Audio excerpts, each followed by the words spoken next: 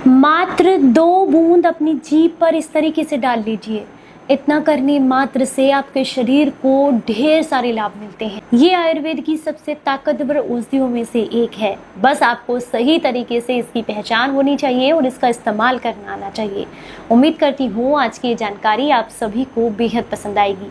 अगर आपको पसंद आए तो इसे औरों के साथ भी ज़रूर शेयर कीजिएगा। Hello everyone, welcome back. मैं हूँ आपकी दोस्त मधु।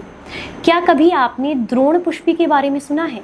द्रोण पुष्पी एक आयुर्वेद की बहुत अच्छी औषधि है। इसका पौधा बहुत आसानी से आपको सड़क के किनारे, खाली प्लॉट में या किसी भी बड़े बगीचे में देखने के लिए मिल जाएगा।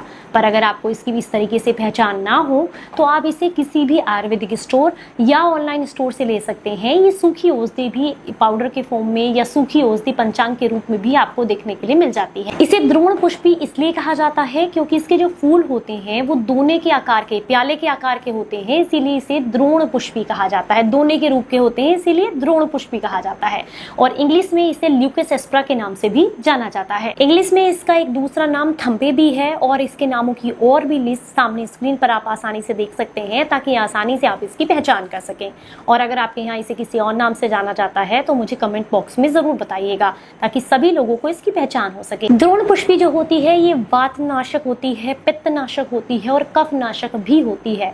ये आपके शरीर के त्रिदोष को शांत करने का काम करती है। शरीर में किसी भी तरह की गांठ है उसको घोलने का काम करती है।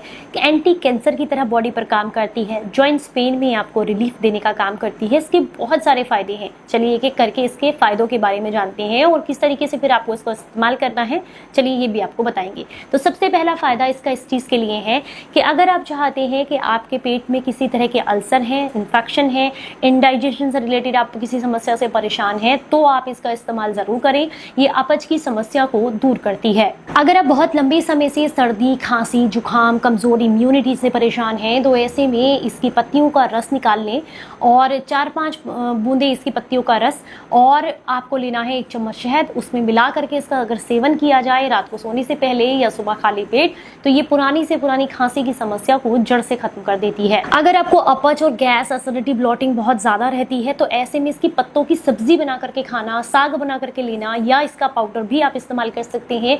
ये भी आपको काफी लाभ देता है।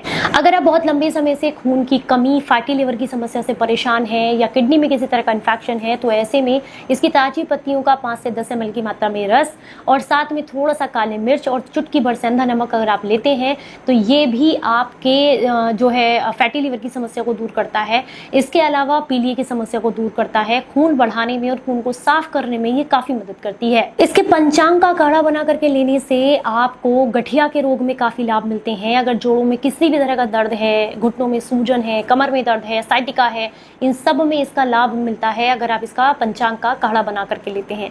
काढ़ा कैसे बनाना है, रस कैसे इस्तेमाल करना है और सबसे इजी तरीका क्या है वो वीडियो के एंड में मैं आपको बताऊंगी, तो इसलिए वीडियो को जरूर एंड तक देखिएगा। दाद, खाज, खुजली की समस्या से परेशान रहते हैं तो ऐसे में इसके पत्तों का पेस्ट बना करके नीम के पत्तों के साथ अगर लगाया जाए तो ये दाद, खाज, खुजली की समस्या को जड़ से खत्म कर देती है। द्रोण पुष्पी के जो बीज होते हैं इसका काढ़ा बना करके लेने से अनिद्रा की समस्या जो है वो काफी हद तक दूर हो जाती है। स्ट्रेस लेवल कम होता है और नींद गहरी आती है। हड्डियों के बुखार की समस्या से परेशान है और बहुत लंबे समय से फीवर है और बार बार फीवर लौट कर आता रहता है जिसकी वजह से इम्यून सिस्टम कमजोर हो रहा है तो ऐसे में इसके पंचांग का काढ़ा बना करके लेने से भी आपको काफी लाभ मिलते हैं। और सबसे अच्छी बात यह है कि सिर्फ इसका काढ़ा बना करके पीने से ही आपको लाभ नहीं मिलते हैं। अगर आपका ज्वर बहुत ज्यादा बढ़ा हुआ है यानी कि बुखार आपको बहुत ज्यादा बढ़ा हुआ है तो ऐसे में इसका काढ़ा जो आप बनाते हैं उसका अपने शरीर पर उसमें भिगो करके काढ़े के अंदर गुनगुना जब वो रह जाए तो उसमें कपड़ा भिगो लीजिए कोई और उसको अपने शरीर पर लगाते हैं तो इससे भी ज्वर को कम करने में आपको काफी मदद मिलती है। अगर हम इसके उपयोगी भाग की बात करें तो पूरा पंचांग भी इसका काम में आता है। इसके बीज काम में आते हैं, इसके पत्ते काम में आते हैं, इसकी जड़ भी काम में आती है।